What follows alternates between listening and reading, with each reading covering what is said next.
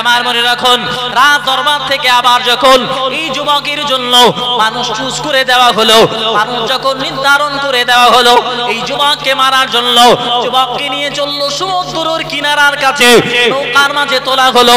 অনেক যুবক উঠলো ওই যুবকের সঙ্গে, কথা আল্লাহ ওয়ালা এই যুবকের সঙ্গে রাত দরবারের অনেক যুবক উঠলো। উঠবার পরেতে দেখতে পাওয়া গেল সমুদ্রের মাছ পরিবার চলে গেল।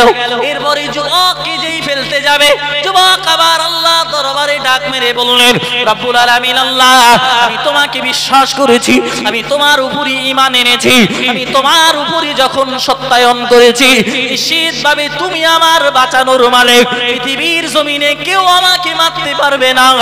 ও রব্বুল আলামিন আল্লাহ, আপনি যদি আমাকে বাঁচান নিশ্চিতভাবে আমাকে কেউ মারতে পারবে না, কারণ আপনি আমাকে সহযোগিতা করুন।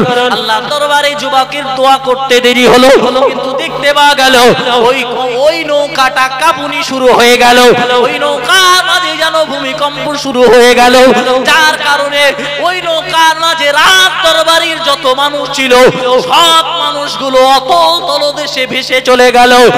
আর যুবক সহি সালামাতে আবার কিনারায় পৌঁছে গেল। একবার মন খুলে বলুন সুবহানাল্লাহ, আর একটু মন খুলে বলুন সুবহানাল্লাহ। আমার মনে রাখুন ও মুসলমান ঘরের সন্তান, আমি আরো একটু আগিয়ে যাই। এই জন্য প্যারা নবী মুহাম্মদুর রাসূলুল্লাহ সাল্লাল্লাহু আলাইহি ওয়াসাল্লাম নবী আমার 1400 বছর পূর্বে জানিয়ে দিয়েছেন, ও আমার সাহাবারা, একজন মানুষ সারা রাত ধরে ইবাদত করবে, সারা রাত ধরে উপাসনা করবে, আল্লাহর গুণকীর্তন করবে, আল্লাহর আরাধনা করবে, আল্লাহকে পাওয়ার জন্য বারবার চেষ্টা করবে, তবে না না না, ওই ব্যক্তির তুলনায় একজন ব্যক্তি আল্লাহর ওই জ্ঞান, আল্লাহর পাঠানো যে ধর্ম, ওই ধর্মকে জ্ঞান অন্বেষণের জন্য বসে যাবে, ওই আবেদ ব্যক্তির তুলনায় জ্ঞান অন্বেষণকারী ব্যক্তির সবটা বেশি হবে। একবার মন খুলে বলুন সুবহানাল্লাহ, আরো চিল্লে বলুন সুবহানাল্লাহ। ও মুসলমান ঘরের সন্তান, আল্লাহর বান্দা, আমি আর একটু আগিয়ে যাই।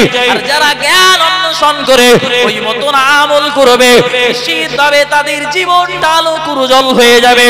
আপনি একবার একটু লক্ষ্য করুন, নবী মুহাম্মদুর রাসূলুল্লাহ সাল্লাল্লাহু আলাইহি ওয়াসাল্লাম সাহাবা হযরত আবু হুরায়রা রাদিয়াল্লাহু তাআলা আনহু একেবারে দুর্বল সাহাবা। ও মুসলমান ঘরের সন্তান, নবী মুহাম্মদুর রাসূলুল্লাহ সাল্লাল্লাহু আলাইহি ওয়াসাল্লামের একদিন দয়ার নবী ওই মসজিদে নববীর সামনে হযরত আবু হুরায়রা বসে রয়েছেন, উদাত্ত অবস্থায় দিন শেখবার জন্য। তার কাছ থেকে শিখবেন না, না হযরত আবু বকরের কাছ থেকে শিখবেন।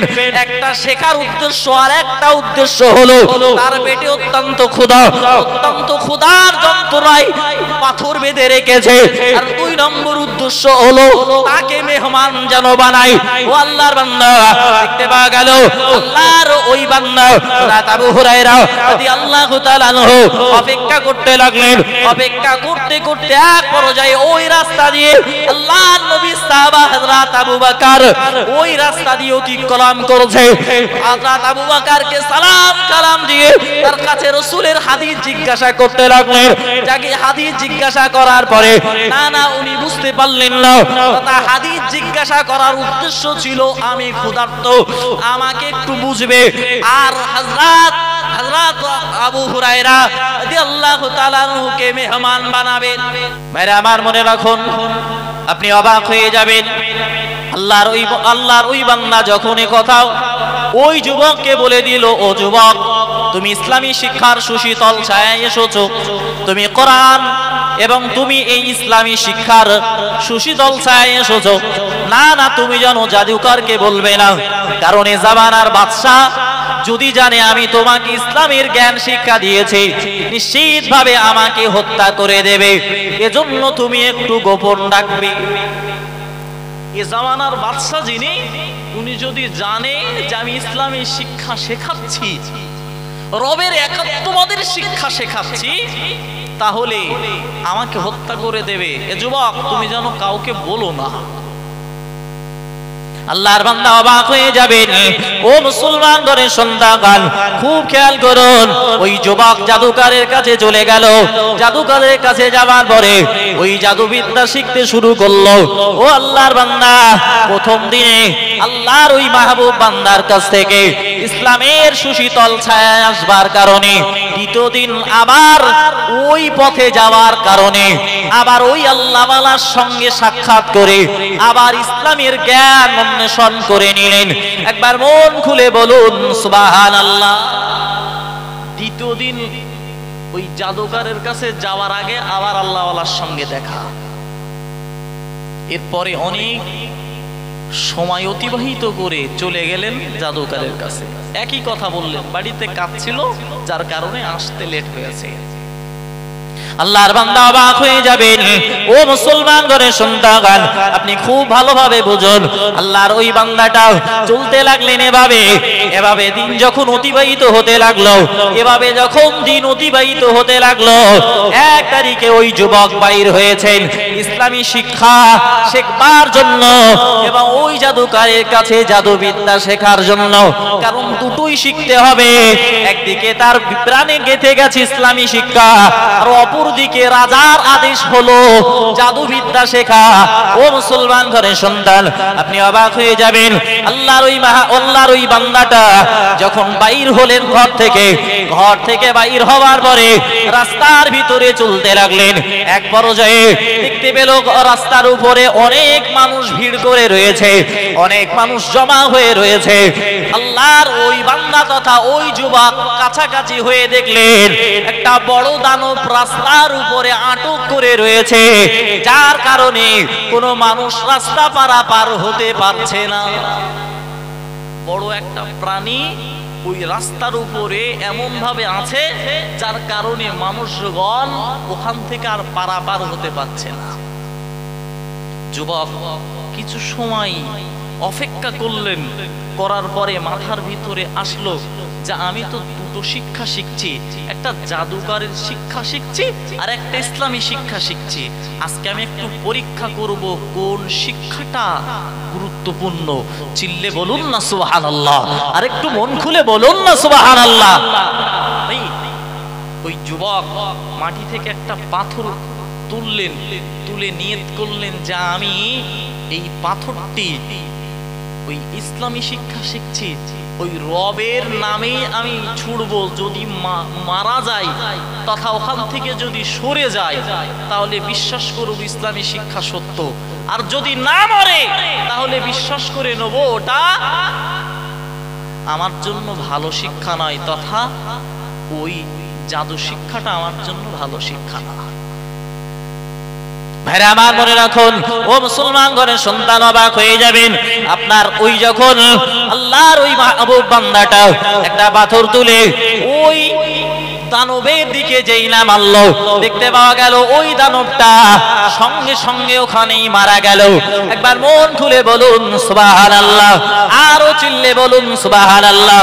আল্লাহর ওই বান্দা যুবকের ভিতরে একেবারে তার ভিতরে যেন এসে গেল, না পৃথিবী জমিনে আমি যে শিক্ষাটা শেখবার জন্য চলেছিলাম, না ও শিক্ষাটা আমার জন্য বৈধ নয়, কারণ ইসলামী শিক্ষা, যে শিক্ষাটা আলেম শিখিয়েছে, যে শিক্ষাটা আল্লাহওয়ালা ব্যক্তি শিখিয়েছে, ওটাই তো আমার জন্য প্রয়োজন।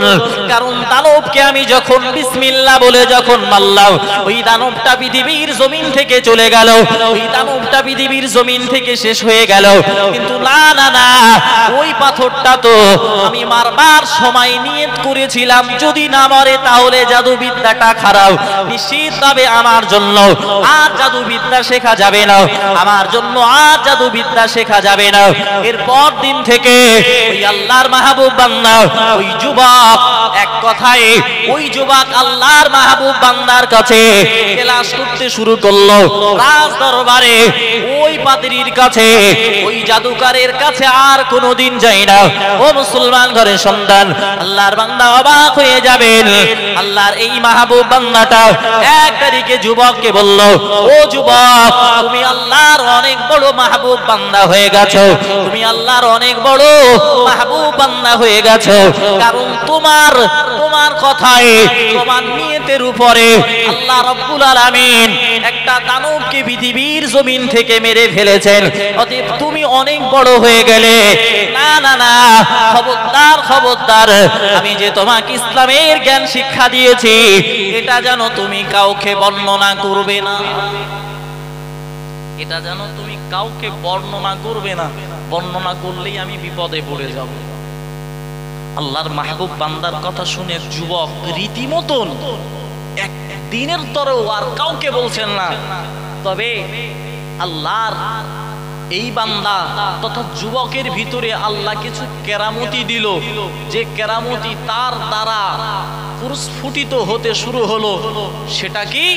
যারা অন্ধ ব্যক্তি তাদের চোখের উপরে হাত বুলিয়ে দিতে দেরি হয়, কিন্তু চোখ ভালো হতে দেরি হয় না। চিল্লে বলুন সুবহানাল্লাহ।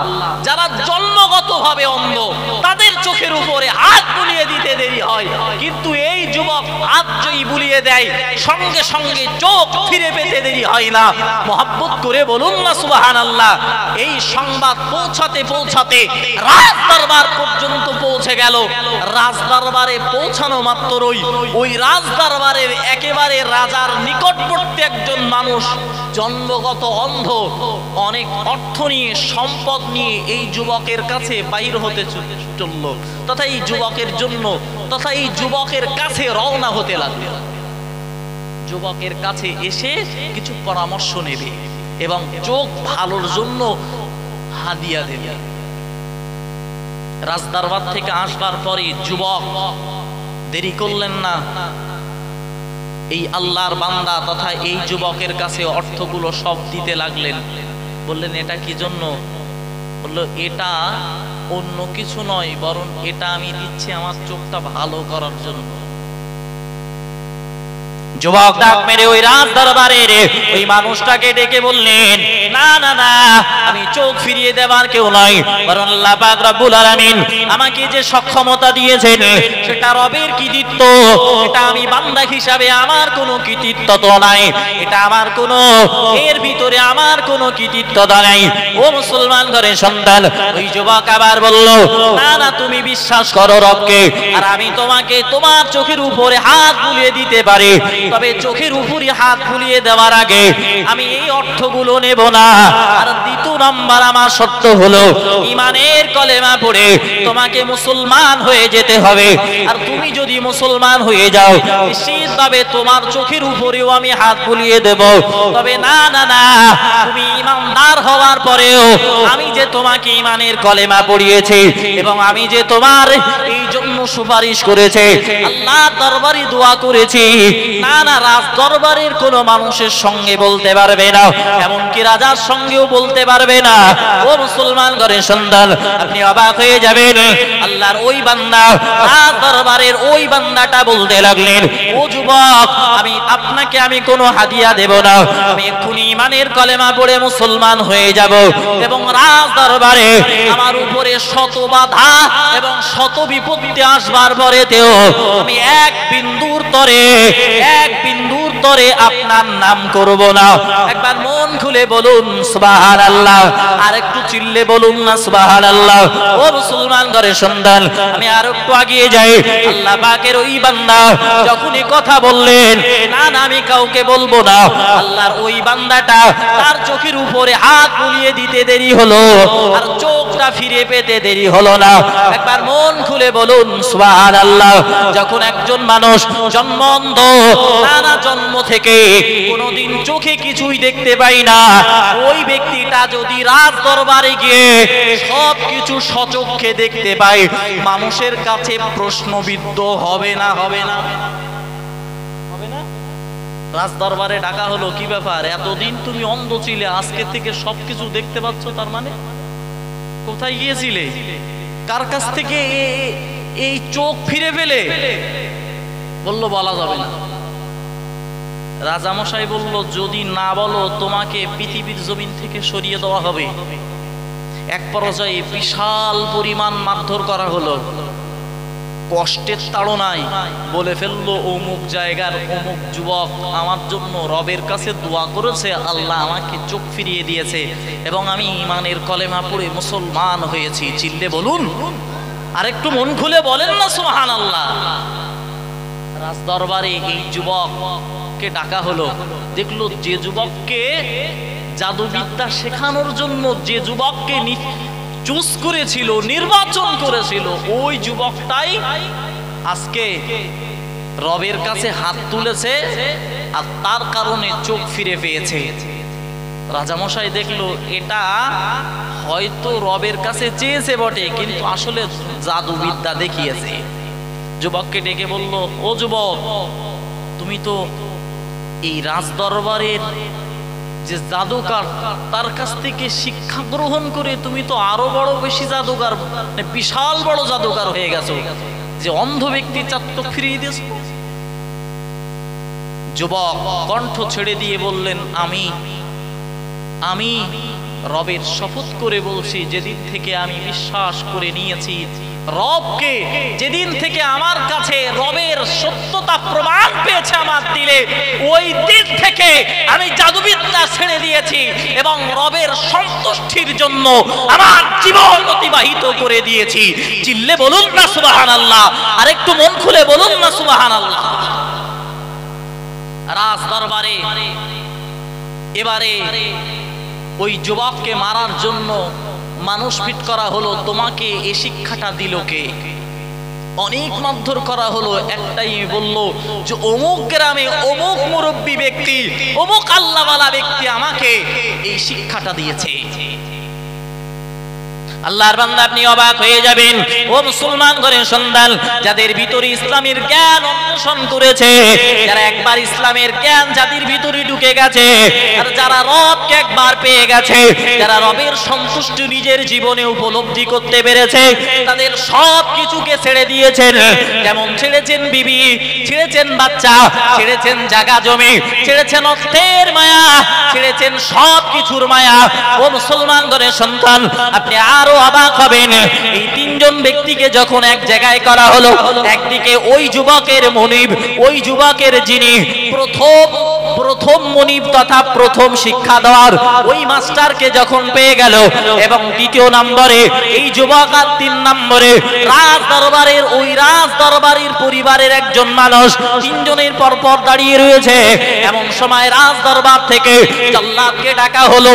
ও জল্লাদ, মনে রাখো, তুমি এই যুবকদেরকে মাথা থেকে শিরোচ্ছেদ করে দাও, মাথা থেকে তুমি এই মানুষদেরকে একেবারে ভাগ করে দাও।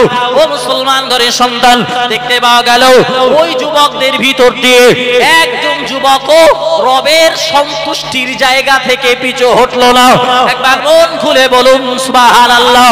রাজা মশাই আবার প্রস্তাব ছেড়ে দিলেন, তোমাদেরকে আমি এটাই প্রস্তাব দিচ্ছি, তোমরা যদি রবের কৃতিত্ব তথা রবকে ছেড়ে দিয়ে তোমরা যদি আমাকে রব বলে মেনে নাও, আমাকে যদি প্রভু বলে মেনে নাও, নিশ্চিতভাবে আমি তোমাদেরকে বলছি, না না, তোমাদেরকে হত্যা করা হবে না, তোমাদেরকে শেষ করা হবে না।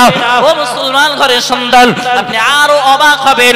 দেখতে পাওয়া গেল ওই তিনজন যুবকের ভিতর দিয়ে কোনো মানুষ বলল না যে না না না, আমি রবকে ভুলে গেলাম, আমি রবকে ছেড়ে দিলাম, আর রাজা মশাই তোমাকে আমি মেনে নিলাম, এটা কেউ বলল না। এরপরে দেখতে পাওয়া গেল ওই রাজ দরবার থেকে রাজা আদেশ দিয়ে দিল, ও জল্লাদ, এবার তুমি এই মানুষদের ভিতর দিয়ে যে ব্যক্তি আমার রাজ দরবারের, ওই মানুষটাকে আগে মাথা থেকে আলাদা করে দাও।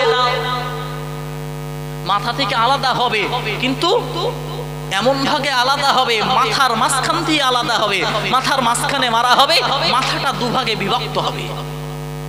রাজ দরবারের যে মানুষটা, ওই মানুষটাকে আগে মেরে ফেলা হলো, ইসলাম থেকে সরে গেল না।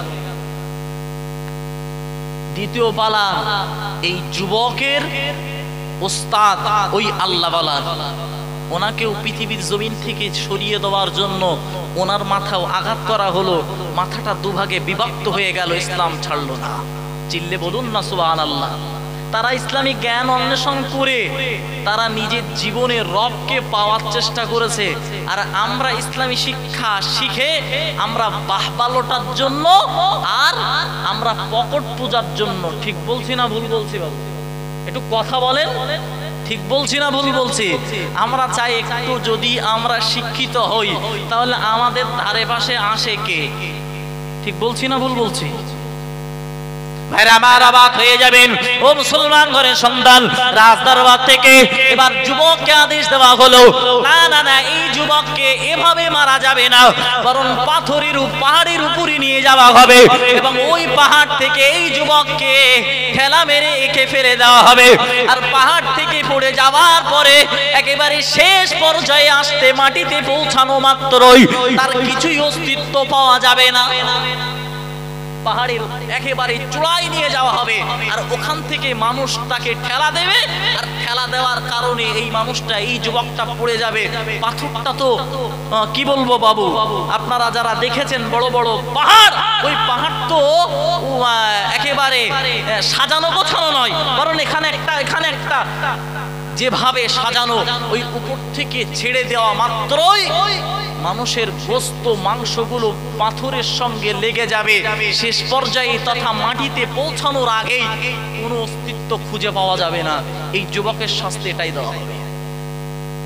আল্লাহর বান্দা অবাক হয়ে যাবেন, এই যুবককে নিয়ে যাওয়া হলো ওই পাহাড়ের চূড়ার উপরে যখন নিয়ে যাওয়া হলো, দেখতে পাওয়া গেল অনেক মানুষ মিলে এই যুবককে ঠেলা মেরে এবার ফেলে দেবে।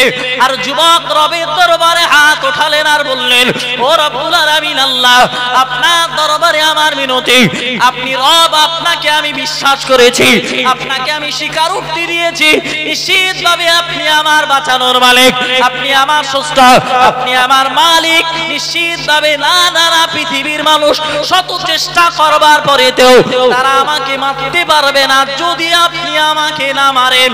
একবার মন খুলে বলুন সুবহানাল্লাহ। আমাদের বাঙালি ভাষায় একটা কথা আছে, মারে আল্লাহ তো রাখে কে, আর রাখে আল্লাহ তো মারে কে? ঠিক বলছি না ভুল বলছি? যুবক আল্লাহর দরবারে দোয়া করলেন, ও রব্বুল আলামিন আল্লাহ, আপনি আমাকে বাঁচালে পৃথিবীর কোনো মানুষ আমাকে মারতে পারবে না। দোয়া করতে দেরি হলো, দেখতে পাওয়া গেল ওই যুবক যারা এই যুবকের জন্য মারতে গিয়েছিল, রাজার কথা শুনে, ওই বাদশার বাদশিত্ব কথা শুনে যখন ওই যুবককে মারার জন্য পাহাড়ের অট্ট একেবারে চূড়ায় পৌঁছে গিয়েছিল, আল্লাহ তাদের জন্য ওই পাথরটা কাঁপুনি শুরু করে দিল। ওই পাহাড়টা তাদের জন্য ভূমিকম্পের মতো হতে লাগলো। আর যার কারণে দেখতে পাওয়া গেল ওই যতগুলো মানুষ রাজ দরবার থেকে যুবককে ফেলার জন্য গিয়েছিল, সব মানুষগুলো পড়ে গেল। যুবক একেবারে সুস্থ হালাতে নিচেই পৌঁছে গেল। একবার মন খুলে বলুন সুবহানাল্লাহ, আর একটু মহব্বত করে বলুন সুবহানাল্লাহ। সব মানুষ শেষ হয়ে গেল, কিন্তু রাজ দরবারের ওই যুবক, যে যুবককে মারার জন্য রাজ দরবার থেকে অনুমতি দেওয়া হয়েছিল, ও যুবকের কিছু হলো না। নিশ্চিতভাবে ও যুবকের ভিতরে ঈমান ছিল। আর একবার মন খুলে বলুন সুবহানাল্লাহ। সুস্থ হালাতে আর দেরি করলেন না, বাড়িতে পৌঁছে গেলে এই রাজ দরবারে আবার পৌঁছে গেলেন।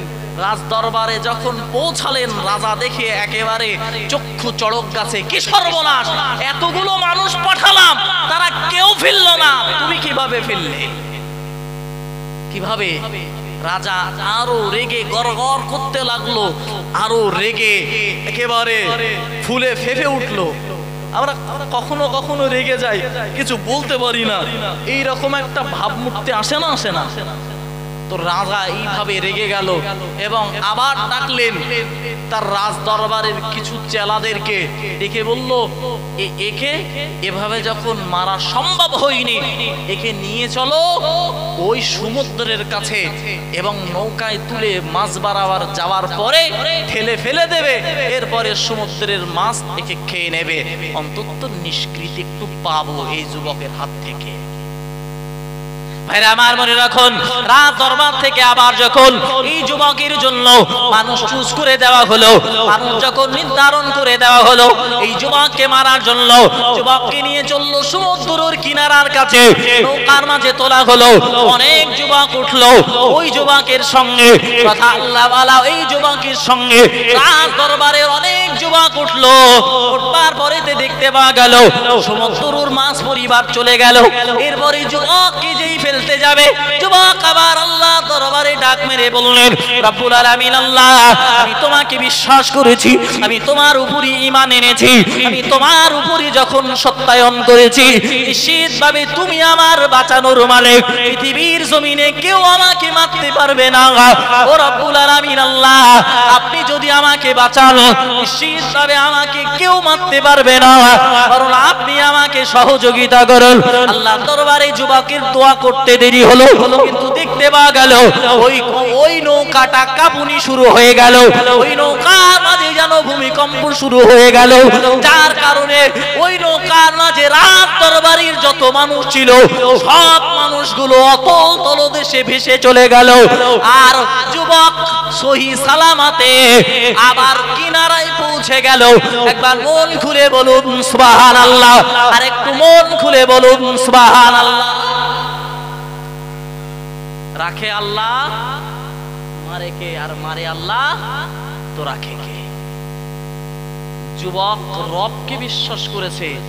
আজও যদি পৃথিবীর জমিনে আমাদের কোন পরাশক্তি আমাদেরকে দমন করতে চাই, নিশ্চিতভাবে রবকে একত্ববাদ স্বীকার দিয়ে তথা রবকে এক বলে জেনে বিশ্বনবী আমার নবী এই কথা বিশ্বাস করে যদি ওই বুলেটের সামনে দাঁড়ানো হয়, এরপরেও যদি আপনি আপনার জন্য রব রেখে দেয় হায়াত, নিশ্চিতভাবে আপনাকে কেউ মারতে পারবে না। আর যদি মৌত ওই বুলেটে রাখে, আপনি সোজাসুজি জান্নাত দেখবেন। চিল্লে বলুন। কারণ যার প্রতি রবের ভালোবাসা, যার প্রতি আল্লাহর ভালোবাসা, তার জন্য তো আর কিছুই নাই। রব এজন্যই জানিয়ে দিয়েছেন, কুল ইন কুনতুম তুহিব্বুনাল্লাহ ফাত্তাবিউনি ইহবিবিকুমুল্লাহ ওয়া ইয়াগফির লাকুম যুনুবাকুম আল্লাহু গফুরুর রহিম। মহান আল্লাহ পাক রব্বুল আলামিনের আল্লাহ পাক রব্বুল আলামিন জানিয়ে দিলেন, ও জগৎবাসী মনে রাখো, যদি আমি আল্লাহ পাক রব্বুল আলামিন আমাকে তোমরা ভালোবাসতে চাও, তাহলে ফাত্তাবিউনি, তোমরা অনুসরণ করো আখিরি জামানার নবী মুহাম্মদুর রাসূলুল্লাহ সাল্লাল্লাহু আলাইহি ওয়াসাল্লামকে। ও মুসলমানদের সন্তান, আল্লাহর বান্দা মনে রাখুন, আজ পৃথিবীর জমিনে আমাদের মাঝে নবী নাই, তবে আমরা নবীকে কিভাবে ভালোবাসবো, নবীর প্রেম আমাদের জীবনে কিভাবে বাস্তবে রূপান্তরিত করব, ও আল্লাহর বান্দা, এটা আমাদের ভিতরে জাগ্রত হতে পারে। আমরা রবকে কিভাবে সন্তুষ্ট করব, রবের কিভাবে সন্তুষ্ট আমরা পেতে পারি। আল্লাহর বান্দা, আপনি রবকে যদি সন্তুষ্ট করতে হয়, রবকে যদি সন্তুষ্ট করতে হয়, আল্লাহ পাক রব্বুল আলামিন কোরআনের আয়াত নাযিল করে জানিয়ে দিলেন, আতাকুমুর রাসূলু ফাখুযুহু ওয়া মা নাকুম আনহু ফানতাহু। আল্লাহ পাক রব্বুল আলামিন ডেকে বললেন, ও আমার বান্দা বান্দীরা মনে রাখো, আমার নবী তোমাদেরকে যেটা দিয়েছেন ওটা তোমরা তোমাদের জীবনে বাস্তবে রূপান্তরিত করো, তোমরা তোমাদের জীবনে আঁকড়ে ধরো। আর আমার রাসূল তোমাদেরকে যেটা বর্জন করতে বলেছেন, আমার রাসূল তোমাদেরকে যেটা নিষেধ করতে বলেছেন, ওটা তোমরা পরিহার করো। নিশ্চিতভাবে রাসূলের ভালোবাসা হবে এবং আল্লাহরও ভালোবাসা হয়ে যাবে। একবার মন খুলে বলুন সুবহানাল্লাহ, আর একটু চিল্লে বলুন না সুবহানাল্লাহ। ও মুসলমান ঘরের সন্তান, আর যারাই রাসূলকে ভালোবেসেছেন, যারা স্বচক্ষে রাসূলকে দেখে রাসূলের জীবনটা নিজের জীবনে বাস্তবে রূপান্তরিত করেছেন, তারা প্রত্যেকেই এক একজন সাহাবী। আর তারা তাদের সম্পর্কে আখিরি জামানার নবী মুহাম্মদুর রাসূলুল্লাহ সাল্লাল্লাহু আলাইহি ওয়াসাল্লাম নিজেই জানিয়ে দিয়েছেন, আমার এক একজন সাহাবা আকাশের নক্ষত্রের ন্যায়। আর একবার মন খুলে বলুন সুবহানাল্লাহ। আর যে কোন সাহাবাকে তোমরা অনুসরণ আর অনুকরণ করবে, তো তোমরা হেদায়েতের পথ পেয়ে যাবে। আর একবার মন খুলে বলুন সুবহানাল্লাহ। তোমরা যাকেই অনুসরণ করবে, যাকেই তোমরা মান্যতা দিয়ে চলবে, যে সাহাবাকেই মান্যতা দিয়ে চলবে, তোমরা হেদায়েতের পথ পেয়ে যাবে। আর একবার মন খুলে বলুন না সুবহানাল্লাহ। ভাই আমার বক্তব্য হলো, এই যুবক রাজদরবারে আবার যখন সহি সালামাতে এসে গেল, রাজদরবারের রাজামশাই রেগে গড়গড় করতে লাগলো আর বলতে লাগলো, তোমাকে কে বাঁচাচ্ছে, তোমাকে বাঁচাচ্ছে কে? যুবক বলল, আমার বাঁচানোর মালিক হলো রব। চিল্লে বলুন না সুবহানাল্লাহ। ভাই 1 তারিখে নবী মুহাম্মদুর রাসূলুল্লাহ সাল্লাল্লাহু আলাইহি ওয়াসাল্লাম কোন এক জায়গা থেকে ফিরছিলেন। রাসূল ক্লান্ত হয়ে একটা গাছের তলায় বিশ্রাম নেওয়ার জন্য বসে গেলেন। বসে নেওয়ার পরে এই একজন যুবক তথা একজন ইহুদি এসে রাসূলের বুকের উপরে চড়ে বসে একটা উলঙ্গ তরবারি রাসূলের গলার ওখানে ধরে বলল, কে বাঁচাবে মুহাম্মদ, কে বাঁচাবে? রাসূল সেদিন বলেছিল, আমার রব বাঁচাবে। এই কথা বলার সাথে সাথে ওই যুবকের হাত থরথর করে কাঁপতে কাঁপতে জমিনে তরবারিটা পড়ে গিয়েছিল। একবার মন খুলে বলুন না সুবহানাল্লাহ। এই যুবকের কথা অনেক আগে এই যুবকও সেদিন বলেছিল, আমার রব আমাকে বাঁচাবে। রাজদরবারের রাজা বলল, তাহলে তোমাকে মারা সম্ভব হবে না। বলল রাজার দরবারে এই যুবক বলল, আমাকে মারা সম্ভব হবে, তবে আমার কথা মোতাবেক যদি মারো তাহলে আমাকে মারতে পারবে। তোমাকে মারার জন্য কি পন্থা অবলম্বন করতে হবে? পন্থা একটা অবলম্বন করতে হবে, সেটা হলো রাজদরবার থেকে ঘোষণা দিতে হবে, এত অঞ্চলের তথা আপনার রাজ দরবার থেকে ঘোষণা দিতে হবে, আপনার যত প্রজা আছে সব মানুষ একটা ময়দানে উপস্থিত হবে। আর ওই ময়দানে উপস্থিত হওয়ার পরে একজন ব্যক্তি আমার জন্য তীর সঞ্চয় করবে, তীরবিদ্ধের জন্য আমার দিকে তীর টানবে, তবে এত জোরে বিসমিল্লাহ রবের নাম নিয়ে বলবে যে শব্দটা আপনার প্রজারা সবাই যেন শুনতে পায়। চিল্লে বলুন, আর একটু মন খুলে বলুন না সুবহানাল্লাহ। রাজা দেখলো একে মারা যদি না যায় তাহলে অনেক মানুষ ইমানের কলেমা পড়ে নেবে, রাজদরবারের রাজার আর অস্তিত্ব থাকবে না। দেখতে পাওয়া গেছে ফেরাউন তার অস্তিত্ব শেষ হয়েছে। যে ফেরাউনের কাছেই মানুষ হয়েছিলেন নবী মুসা আলাইহিস সালাতু ওয়াস সালাম, ওই মুসা আলাইহিস সালামের কারণে একদিন ফেরাউন নিষ্ক্রিয় হয়ে গিয়েছিল, শেষ হয়ে গিয়েছিল। ঠিক বলছি না ভুল বলছি? তো রাজা দেখলো এ যুবক যদি থাকে তাহলে শত শত মানুষ ইসলামের সুশীতল ছায়ায় চলে আসবে। চিল্লে বলুন না সুবহানাল্লাহ। এটাও রাজার ধারণা। রাজা দেখলো এর কথাটা শুনি, এই যুবকের কথা শুনি, প্রজাদের দাওয়াত দিলে দিয়ে একটা ময়দানে উপস্থিত করলেন।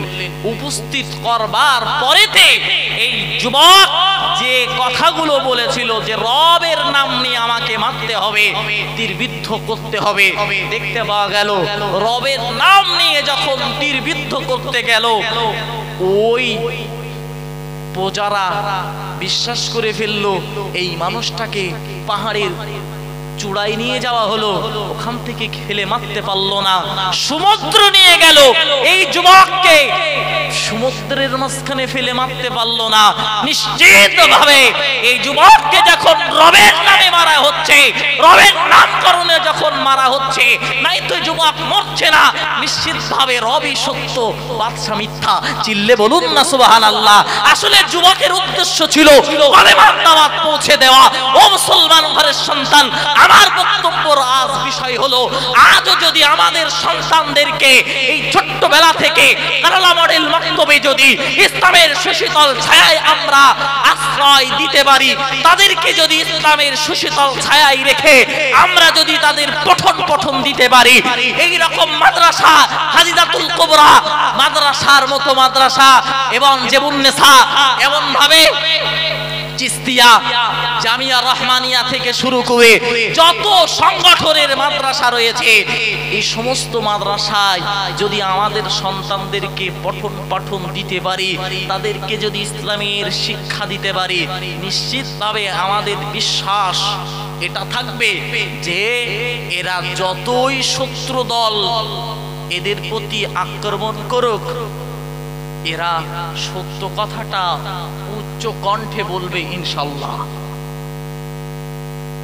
যদি কেউ বলে পর্দা করলে হবে না, ভাই রিসেন্ট একটা কথা বলছি, আমার মাদ্রাসার একটা বাচ্চা অসুস্থ হয়েছে, আমি বাচ্চাটাকে নিয়ে ডাইরেক্ট হসপিটালে গিয়েছি। এক নার্স বলল, এ পর্দা কিসের, পর্দা খুলে ভালো। আমি খুব নম্রতার সঙ্গে বললাম, এটা আমাদের সভ্যতা। বললেন সব জানি। তো বললেন তাহলে বারণ করলেন কেন? না আমাদের সিস্টেম। আমি কোথায় আছে একটু দেখাবেন? একেবারে নিরুত্তর হয়ে গেল। ভাই সবার সামনে যদি আমাদের এই কণ্ঠটা একটু থাকে, নিশ্চিতভাবে তারাও কি হবে, নিরুত্তর হবে ইনশাল্লাহ। তবে আমাদের কি একটু সচেতন মুসলমান হতে হবে। ওই যখন কেউ গালাগালি দেবেন রসুলের নামে, তখন আমরা একেবারে মাথায় কাপড় বেঁধে রাস্তায় দৌড়াবো, আর তারপরের দিন থেকে আবার নামাজ কাজা করব, পরনিন্দা করব, পরচর্চা করব। ও মুসলমান হলে বলো, রসুলের ভালোবাসা যেমন হবে না, তেমন আপনারও সেই শিক্ষা অন্বেষণ করা হবে না। ভাই আরো একটা কথা বলি, আমাদের এলাকার বাজারের মসজিদে আমি জুমার দিনে, আমার ছোট্ট ছেলে 2 বছর বয়স, আমি তাকে নিয়ে নামাজ পড়তে যাই। আমার বড় ভাই একটা ছেলে আছে, তাকে নিয়েও নামাজ পড়তে যাই। তো ছোট্ট বাচ্চারা হলে একটু দুষ্টুমি করে, একটু জ্বালাতন করে। তো একজন যুবক, নামাজ শুরু হবে এমন একটা সময়, আমি আমার আব্বাকে বলছি, আপনি একেবারে কাতারের শেষ প্রান্তে দাঁড়াবেন, আর দাঁড়ানোর পরে একেবারে সাইডে ছেলে দুটোকে দাঁড় করাবেন। তো একজন যুবক বলল যে যেখানেই দাঁড়াবে সেখানেই তো সমস্যা, যেখানে দাঁড়াচ্ছে দাঁড়াক না, কোনো সমস্যা নেই, কারোর তো নামাজ হবে না। সঙ্গে সঙ্গে আমি ওই যুবককে বললাম, বাবু আপনার এটা ভুল হচ্ছে। এই ছোট্ট ছোট্ট বাচ্চারা যদি মসজিদে এসে যদি এখন থেকে না আসে, আপনাদের বয়সে যদি আসে, তাহলে আত্তাহিয়াতুটা ভালো করে পড়তে পারবে না, দাঁত ভেঙে যাবে, তারপরেও উচ্চারণ হবে না। এবং এরা যদি মসজিদে আজকে না আসে, তাহলে নিশ্চিতভাবে আগামী প্রজন্ম নামাজি হবে না। দেখলাম একেবারে আর কিচ্ছু বলছে না। পরে আমার কাছ থেকে আবার কিছু জিনিস জানতে চাইলো। আমি তাকে বললাম, ভাই আমাদের বক্তব্য, যারা শিখতে চাচ্ছে, যারা জানতে চাচ্ছে, তাদের জানাতে হবে। এবং আমরা এই মসজিদগুলোতে, আমার এই বক্তব্যের সাবজেক্টের ভিতরে এটা নয়, তবে আমি একটু এসেছে বলে কথার কথা বলে ফেলছি। মসজিদে যে সমস্ত বাচ্চারা আসবে, তাদেরকে আপনারা হাঁকা ডাকা দেবেন না, তাদেরকে কটু কথা বলবেন না, কারণ আপনাদের ইন্তেকালের পরে, আপনারা চলে যাওয়ার পরে ওই মসজিদগুলো আবাদ করবেই ওরা। আর আজকে যদি ওদেরকে না পাওয়া যায় মসজিদের ভিতরে, আবাদ করার মানুষ পাওয়া যাবে না। আজ ফজরের নামাজে আমাদের গ্রাম্য এলাকায় তথা মুসল্লি পাওয়া যায় না। আজ থেকে যদি আমরা নিয়ত করে আমাদের সন্তানগুলোকে মসজিদে নিয়ে যাব, প্রতি ওয়াক্তে তারা দুষ্টুমি করবে, নিশ্চিতভাবে দুষ্টুমি করতে করতে এক পর্যায়ে তারা নামাজি হবে। চিল্লে বলুন না সুবহানাল্লাহ। আমার পূর্বে একজন বক্তা হযরত মাওলানা সম্ভবত আশিক একজন বলছিলেন যে একজন আল্লাহর মাহবুব বান্দা, যার নামাজের পাটির নিচে কি দেওয়া হতো, মিষ্টি দেওয়া হতো। মা আল্লাহওয়ালা ছিল, বাপ আল্লাহওয়ালা ছিল, তার মিষ্টি দেওয়ার কারণটা অন্য কিছু ছিল না, বরং মিষ্টি দেওয়ার কারণটা ছিল নামাজের প্রতি তাকে উদ্বুদ্ধ করা। ও মুসলমান ঘরের সন্তান, আজ যদি আমাদের সন্তান সন্ততিকে ইসলামের শিশিতল ছায়ায় আনতে পারি, নিশ্চিতভাবে আমাদের জীবনটা যেমন সার্থকতা হবে, তেমন এরা পরবর্তীতে আমাদের কবরের পাশে এসে অন্তত একটু দোয়া করবে। ঠিক বলছি না ভুল বলছি? ভাইরা আমার মনে রাখুন ও মুসলমান ঘরের সন্তান, আমি আর একটু এগিয়ে যাই। এজন্য প্রিয় নবী মুহাম্মদুর রাসূলুল্লাহ সাল্লাল্লাহু আলাইহি ওয়াসাল্লাম নবী আমার 1400 বছর পূর্বে জানিয়ে দিয়েছেন, ও আমার সাহাবারা, একজন মানুষ সারা রাত ধরে ইবাদত করবে, সারা রাত ধরে উপাসনা করবে, আল্লাহর গুণকীর্তন করবে, আল্লাহর আরাধনা করবে, আল্লাহকে পাওয়ার জন্য বারবার চেষ্টা করবে, তবে না না না, ওই ব্যক্তির তুলনায় একজন ব্যক্তি আল্লাহর ওই জ্ঞান, আল্লাহর পাঠানো যে ধর্ম, ওই ধর্মকে জ্ঞান অন্বেষণের জন্য বসে যাবে, ওই আবেদ ব্যক্তির তুলনায় জ্ঞান অন্বেষণকারী ব্যক্তির সবটা বেশি হবে। একবার মন খুলে বলুন সুবহানাল্লাহ, আরো চিল্লে বলুন সুবহানাল্লাহ। ও মুসলমান ঘরের সন্তান, আল্লাহর বান্দা, আমি আর একটু এগিয়ে যাই। আর যারা জ্ঞান অন্বেষণ করে ওই মতন আমল করবে, নিশ্চিতভাবে তাদের জীবনটা আলোক উজ্জ্বল হয়ে যাবে। আপনি একবার একটু লক্ষ্য করুন, নবী মুহাম্মদুর রাসূলুল্লাহ সাল্লাল্লাহু আলাইহি ওয়াসাল্লাম সাহাবা হযরত আবু হুরায়রা রাদিয়াল্লাহু তাআলা আনহু একেবারে দুর্বল সাহাবা।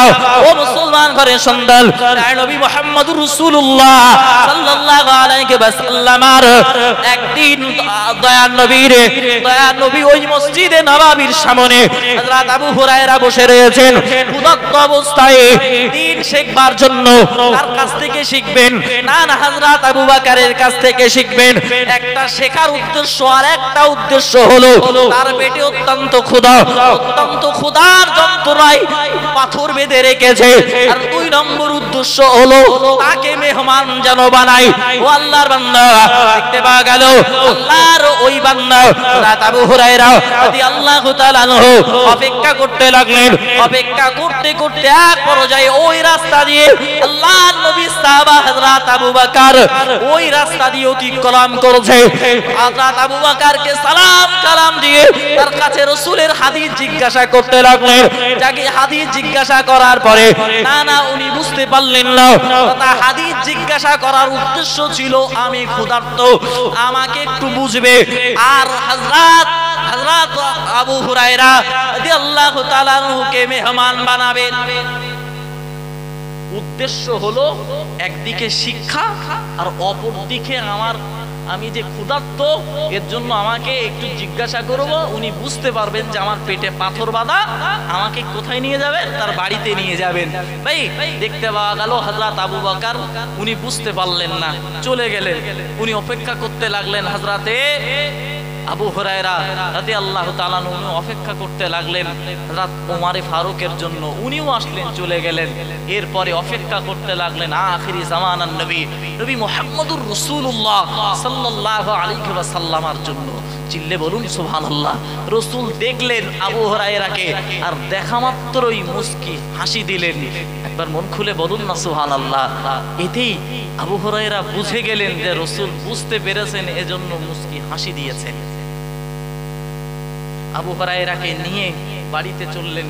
চলে হযরত আয়েশাকে জিজ্ঞাসা করলেন, ও আয়েশা, বাড়িতে কোনো খাবার আছে? রাসূলের বিবি হযরত আয়েশা বললেন, ইয়া রাসূলুল্লাহ, হাবিবাল্লাহ হুজুর, এক পেয়ালা দুধ হাদিয়া এসেছে।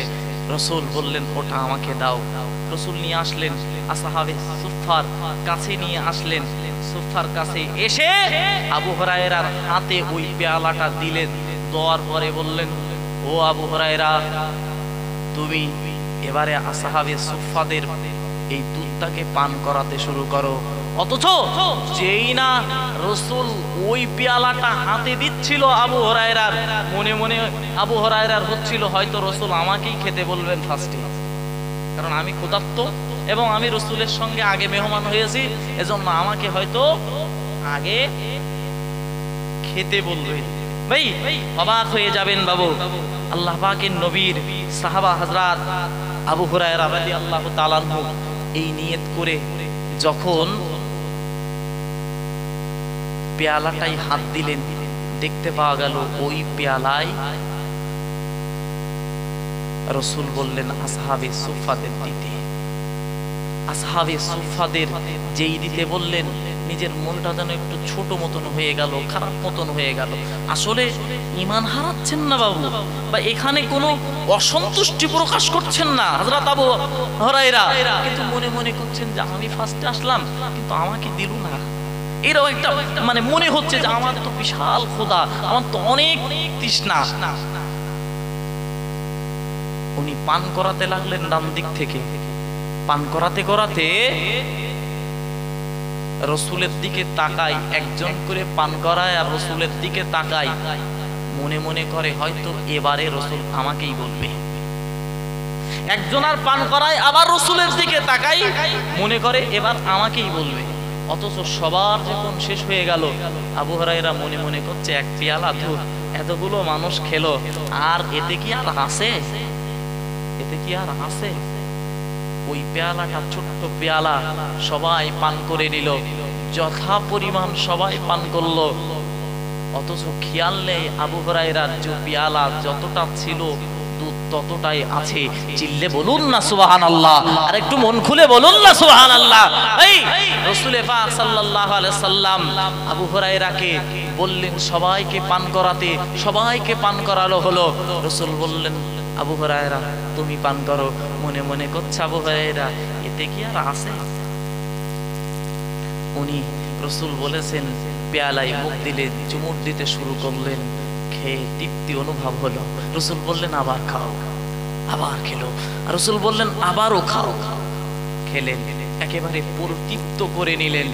এরপরে আবু হুরায়রা ফিরে দেখলেন যতটা দুধ পেয়ালায় আমার হাতে দিয়েছিল ততটাই রয়ে গেছে। চিল্লে বলুন না সুবহানাল্লাহ, আর একটু মহব্বত করে বলুন না সুবহানাল্লাহ। ভাই আমার বক্তব্যের উদ্দেশ্য হলো তারা সময় অতিবাহিত করেছে, তারা তাদের জীবনটাকে অতিবাহিত করেছে ইসলামের জন্য, পেটে পাথর বেঁধেছে শুধু একটু জ্ঞান সঞ্চয়ের জন্য। এই আসহাবে সুফফা শুধুমাত্র তারা ওখানে ছিল ইসলামে জ্ঞান অন্বেষণের জন্য। একবার মন খুলে বলেন না সুবহানাল্লাহ, আর একবার মন খুলে বলুন না সুবহানাল্লাহ। ভাইরা আমার মনে রাখুন, ও আল্লাহর বান্দা, একটু আগিয়ে যাই। এখন প্রিয় নবী মুহাম্মদুর রাসূলুল্লাহ সাল্লাল্লাহু আলাইহি ওয়াসাল্লামকে আমরা ভালোবাসবো কিভাবে?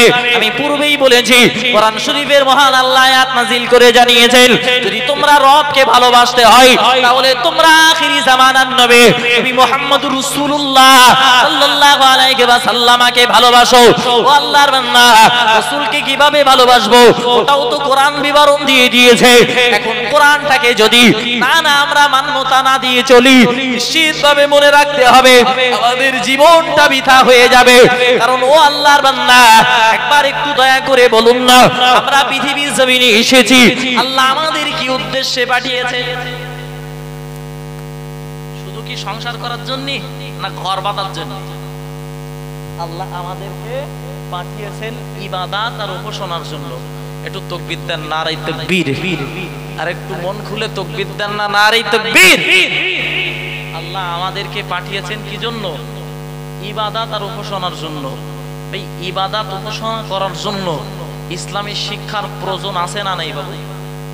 আর ওই শিক্ষাটা দেওয়ার জন্য রাসূল এসেছিলেন 1400, রাসূল এসেছিলেন আজ থেকে প্রায় 14 থেকে 1500 বছর পূর্বে একটা বর্বরতার যুগে। আর রাসূল আসার পূর্বে নবী ইব্রাহিম আলাইহিস সালাতু ওয়াস সালাম আল্লাহর দরবারে দোয়া করেছিলেন, আল্লাহ এই কাবা সংরক্ষণের জন্য এবং পৃথিবীতে এই মানুষদেরকে হেদায়েতের পথ দেখানোর জন্য একজন মানুষকে পাঠান। আল্লাহ পাঠিয়েছিলেন একেবারে শেষ জামানায় নবী মুহাম্মদুর রাসূলুল্লাহ সাল্লাল্লাহু আলাইহি ওয়াসাল্লামকে। একবার মন খুলে বলুন না সুবহানাল্লাহ। ভাই ওই কোরআন আমাদের কাছে এসেছে যে কোরআন আমাদের জন্য হেদায়েতের পথ। কারণ কোরআনে আল্লাহ নাজিল করেছেন, মহান আল্লাহ বললেন হুদাল লিন-নাস, तमाम পৃথিবীর মানুষের জন্য কোরআন নাজিল হয়েছে। ইহুদি, খ্রিস্টান, শিখ, পারসিক, শিশু, যুবক, রাখাল, কৃষক, শত্রু মিত্র সবার জন্য কোরআন নাজিল হয়েছে। তবে মনে রাখতে হবে কোরআনের একেবারে শুরুতেই আল্লাহ বললেন হুদাল লিল মুত্তাকিন, মুত্তাকিনরাই এই কোরআন থেকে হেদায়েত পাবে। বাবু এই রাসূল আমাদের জন্য কোরআন নিয়ে এসেছেন, হেদায়েতের পথ পাবে যারা ঈমানদার, যারা এই কোরআন মান্যতা দিয়ে চলবে, যারা নিজের জীবনে বাস্তবে রূপান্তরিত করবে। আর এর জন্য প্রয়োজন শিক্ষা। আর এই কোরআন শিখলে এবং জানলে আল্লাহর নৈকট্য অন্বেষণ করা যাবে, রাসূলের ভালোবাসা পাওয়া যাবে। কোরআন যদি আমরা মান্যতা না দিই তাহলে আল্লাহকেও আমাদের জানা হবে না এবং রসুলের আমরা মহব্বত করতে পারবো না। শুধু একটা উদাহরণ দিই বাবু, আজকে আমার রোগ হয়েছে, আজকে আমার একটা রোগ হয়েছে, তো আমি ডাক্তার বাবুর কাছে গেলাম, ডাক্তার বাবু আমাকে প্রেসক্রিপশন করে দিল, একটা লিখে দিল যে এই রোগের জন্য ওই ওষুধ খেতে হবে। এখন আমি ওই প্রেসক্রিপশনটা নিয়ে আমি যদি গলায় ঝুলিয়ে রাখি, আমার রোগ কি সুস্থ হবে? রোগ সুস্থ হবে বাবু? রোগ সুস্থ হবে না, বরং ডাক্তার যেভাবে আমাকে ঔষধ খেতে বলেছে ওইভাবেই আমাকে খেতে হবে। যদি ডাক্তার একটা বড়ি রাত্রে খেতে বলে, ওটা রাত্রেই খেতে হবে, ওটা দুপুরবেলা খেলে চলবে না। এজন্য আমাদের বক্তব্য তথা আল্লাহ পাক রব্বুল আলামিন পৃথিবীর জমিনে আমাদের পাঠিয়েছে রবের সন্তুষ্টির জন্য। রবকে সন্তুষ্ট করতে হবে, আর রবকে কিভাবে সন্তুষ্ট করব এজন্য রাসূল এসেছে। রাসূল আমাদের কাছে নিয়ে এসেছে কোরআন, আর কোরআনের ভিতরে আল্লাহ তাআলা নির্দেশনা ফরমান জারি করেছেন যে এই কাজগুলো করতে হবে, এই অবস্থায় এই কাজগুলো করা যাবে না। এমন অবস্থায় নামাজ, যদি ফজরের নামাজ ফজরের টাইমে পড়তে হবে, ওটা জোহরে পড়লে চলবে না, ওটা কাজা পড়তে হবে। ভাই, এভাবে যদি আমরা কোরআনের নির্দেশনাগুলো যদি আমাদের জীবনে বাস্তবে রূপান্তরিত করতে পারি, আমাদের জীবন আলোকোজ্জ্বল হবে ইনশাআল্লাহ। একটু চিল্লে বলুন আল্লাহুম্মা আমিন। আল্লাহ আমাদের তৌফিক দান করেন। আর একবার বলুন আল্লাহুম্মা আমিন। ভাষাগত ত্রুটির জন্য ক্ষমা শূন্য চোখে দেখবেন। একটু মহব্বতে দরুদ শরীফ। যারা আছেন দূরে আছেন, একেবারে দূরে দাঁড়িয়ে আছেন, আমি বলবো একটু কাছাকাছি হন। যারা একেবারে দূরে আছেন, আমি সকলকে কাছাকাছি হওয়ার জন্য অনুরোধ করছি। আমাদের মাঝে ওয়াজ ও নসিহত করবেন হযরত মাওলানা মুফতি রাজব আলী সাহেব হুজুর, তিনি এসেছেন। তার সময় আর লেওয়াটা বিয়াদবি হবে। আল্লাহ আমাকে কবুল করেন, আপনাদেরকেও কবুল করুন। সকলে বলুন আল্লাহুম্মা আমিন। ওয়া আখিরু দাওয়ানা আলহামদুলিল্লাহি রাব্বিল আলামিন। অনেক ধন্যবাদ মাওলানা নাজিমউদ্দিন।